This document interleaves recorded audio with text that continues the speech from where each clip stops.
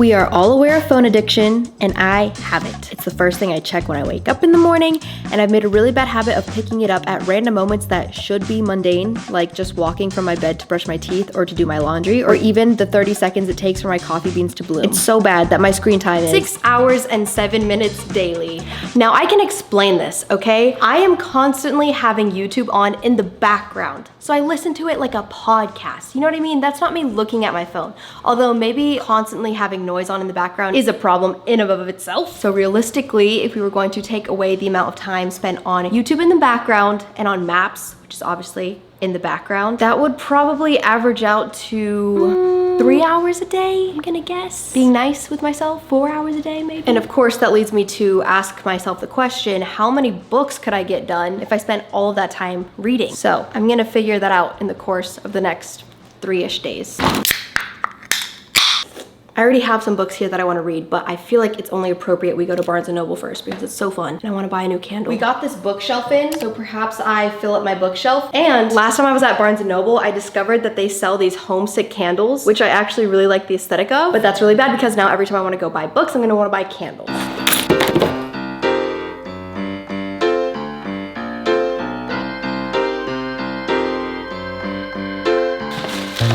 Back. I actually had to go to 2 different bookstores because I really want to read a Taylor Jenkins Reid book and they're sold out everywhere. And honestly, none of them seemed appealing to me until I heard the 10th person talk about it in a YouTube video, and I was like, actually this sounds like the most interesting thing I could read right now. So I went to Book People, which is a local bookstore, and they're the only ones in the area that have One True Loves by Taylor Jenkins Reid. This is the one where she thinks that her husband died in a car, not a car. This is the one where she thinks that her husband died in a plane crash, moves on with her life, falls in love with someone else, then gets a phone call that her husband actually survived the plane crash and has been alive all these years, and then she's trying to figure out who she should stay with, I guess. This is all stuff that you find out on the back of the book, it's not a spoiler. And then from Barnes & Noble, I finally picked up a Sarah Dessen book. She is like the queen of young adult romance books, and I never wanted to give her a try because all of the covers look like this. This one's actually not that bad. They redid this one, but a lot of hers, they just look so 2010, which is fine. It's just funny. This one is called The Rest of the Story. And then of course I had to get a candle. This time I chose Love Letters by Homesick. Here she is. This one has notes of rose petals, jasmine, sandalwood, peony, lemon, and red plum. So cute for my bedroom. Okay, let's get cozy and start this challenge. Fire! Isn't it crazy that we just set fires in our house on purpose? Control for smell good. In order to read for long periods of time, you have to have the perfect setup. So I'm gonna show you my perfect reading setup. Blanket, check. Now, this is important. Reading setup. Back against some sort of surface. One pillow under legs for back support. Blanket over top, pillow on top for your arms to read the book. Also, a stool next to you so you have easy access to drinks and snacks.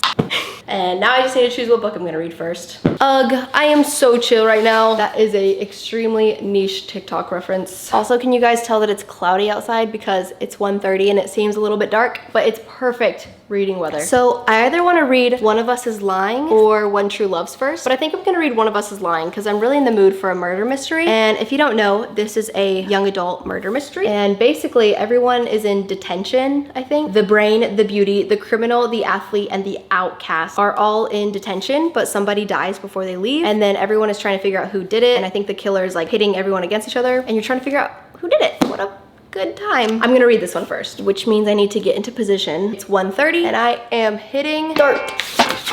Part 1, Simon Says. Welcome to day 2 of swapping phone screen time with books. I only read for an hour yesterday, so I'm gonna keep reading One of Us is Lying, but guess what? I'm gonna be getting Emily Henry's new book, Book Lovers, today. I pre-ordered this probably 6 months ago, and I have been looking forward to this day for so long. She wrote Beach Read, which is one of my favorite books, and People We Meet on Vacation. This is the 3rd book I'm gonna read by her, and she's one of my favorite authors, so I am so excited, which also is giving me great motivation to first finish this book so that I can immediately start reading that one. If I have to run errands today, I'm gonna try to bring my book and pick up my book to read a page instead of pick up Instagram and like scroll through one person's story. That'll be very interesting.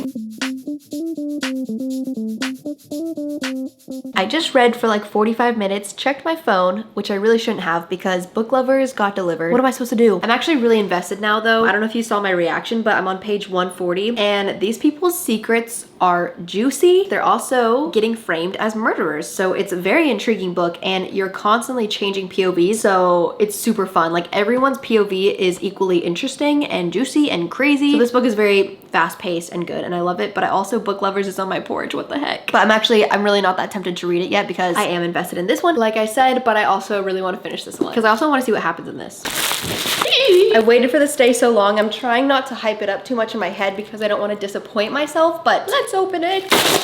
Okay, the texture of it is good. Ooh, I like the back. I don't even know what this is about. Floppiness level is good. Let's see how many pages it is. I don't want to spoil anything though. 377 pages. That's perfect. Sorry, I forgot you guys were here because I'm so enthralled with the book. Here it is. Here's the back. I love this. I didn't know that was there. Let me read the back. Ooh. One summer, two rivals, a plot twist they didn't see coming. Nora Stephan's life is books. She reads them all and she is not that type of heroine. So self-aware already. Ooh, Sunshine Falls, North Carolina. Okay, so it's Nora and Charlie. Oh my gosh, look at the side. Her book covers are unmatched. I don't know how publishing works. Like, I don't know if you always get to choose your cover, but how do some people just have absolutely amazing covers every single time? Because she really goes with the handwritten thing, like on thumbnails where you do it with Procreate. They really do that and it's so cute. See, the thing is, I don't want to rush to read this book because I want to enjoy this with all my heart. I'm so excited about that. I left the house and got coffee. I'm just now realizing how much caffeine I've had today.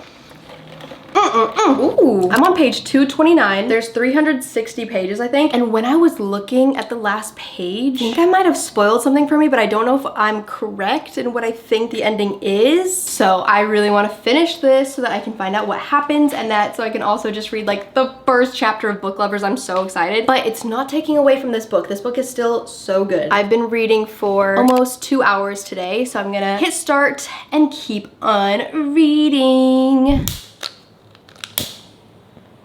Why did that shock me? The next day, finished One of Us is Lying. I read for 3.5 hours yesterday. It's actually not even that long. It's probably more realistic though to my actual screen time rather than just like when stuff is on in the background on my phone and it counts as screen time. But I think we're already proving how many more books I could read in a week if I was reading instead of on my phone. But I gave this book 4 stars. I did end up spoiling it for myself a little bit when I was trying to check how many pages there were, but there was another twist and I didn't like fully guess the explanation of why it happened. So yeah, 4 stars. I really liked the characters. Changing POVs kept me interested. Not a 5-star banger, like, oh my gosh, I am obsessed with this book, but if you want a fun high school murder mystery with some fun drama in it, I would definitely recommend picking up this book. But today, I will be reading Book Lovers by Emily. I'm so excited. I'm really curious to see how long I can just sit here and read this book, depending on how good it is. I might just sit here for like 3 hours straight. So let's get started on reading. It has a prologue, which is interesting. The first line is, when books are your life, or in my case, your job, you get pretty good at guessing where a story is going. It's already self-aware. Hitting start.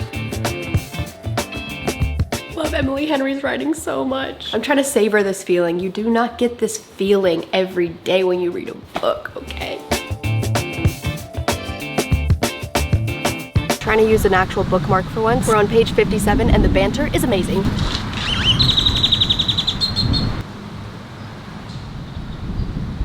Okay, this is so random, but every time I'm waiting for my HEB curbside to come, my Wi-Fi gets throttled, or like my data, like I can't go on TikTok or anything to pass the time. So instead of scrolling on my phone for 10 minutes, I'm gonna read for 10 minutes. What a concept. I've been reading for very many more hours. This is how far in I am. I actually like the bookmark because you can kind of see how far in you are. I'm like kind of half, almost, page 151. And I ordered tacos from my favorite taco stand, and I'm gonna eat them. Oh my God.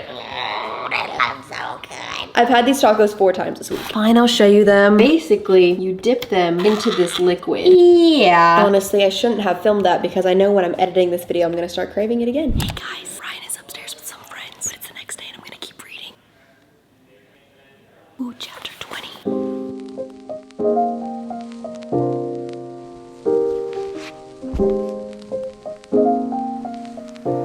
I I changed out of my red shirt back into this pink sweater. There was just another plot twist. I mean, it is a plot twist, but this book has such an interesting plot beat, like a side story that is really interesting and dramatic and fun to go along with other than the romance, which I feel like is why I always love Emily Henry books, because like I've said a million times, I hate when two characters just exist to fall in love in the book and nothing else is happening in their life. And the sister dynamics are so interesting because I was hearing people say like, oh, this is the book for older sisters, and I am not a sister of any sort. So I was like, I don't know what that means. But yeah, if you have sisters, this would probably be really fun to read because that's such a huge plot of the book is this older, younger sister relationship. It almost makes me wonder like how my personality would differ if I had a sister. Such an interesting thought because we'll never really know the answer to that. But yeah, I'm on page 324. We've almost hit 10 hours total of reading over the past few days. So I'm gonna finish this book pretty soon. So many questions that it all makes sense now. That was good. That was a good plot, Emily Henry. It's the best when you genuinely don't know what's gonna happen in the end. Turning on my camera because I think I'm gonna read the plot twist or how this book ends, and I'm very nervous and I have no idea how it's gonna end. No! Wait, what? I'm having whiplash right now between what I think is gonna happen. No! No! No! Please tell me this is not how this ends. Hi, Spock. Here to watch my grief? Come here. Aww. Oh my gosh. Wait, why am I crying? Did not expect it.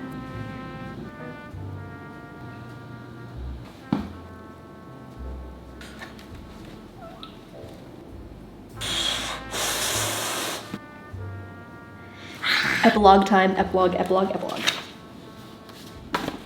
Bruh. Finished it. Let me stop the timer. Dang, we were almost at 11 hours exactly over the past 3 days. Wow, that was such a phenomenal ending. I almost feel like the sister dynamics, family drama plot was even better than the romance in this book, which is so cool. It's so crazy how authors spend an entire year, sometimes even more, creating a book, and then we get it and we read it in like maybe a week. For this video, 2 days, but that's crazy. Okay, so let's review. Over the past 3 days, I spent almost exactly 11 hours reading, and if I would have spent that amount of time on my phone, it would have been around 9 to 12 hours, depending on if I was saying I would spend 3 to 4 hours looking at my phone a day. And I got 2 books read within 3 days. That's actually crazy. Puts a lot into perspective. I think something I'm gonna take away from this video is taking my book with me everywhere I go so that I can read even in those like little weird 5-minute stints of time. This month, my goal is to actually read 13 books. I will let you know if it happens on my vlog channel, which is basically my book channel. I do monthly reading wrap-ups every single month where I review every book that I read that month. So I will see you guys over there for more book content. Don't forget to subscribe because a lot of you guys watch the book videos but don't subscribe, or I'll see you somewhere else on the internet, like, you know, Instagram, TikTok, stuff like that. But thank you so much for watching, and I hope you guys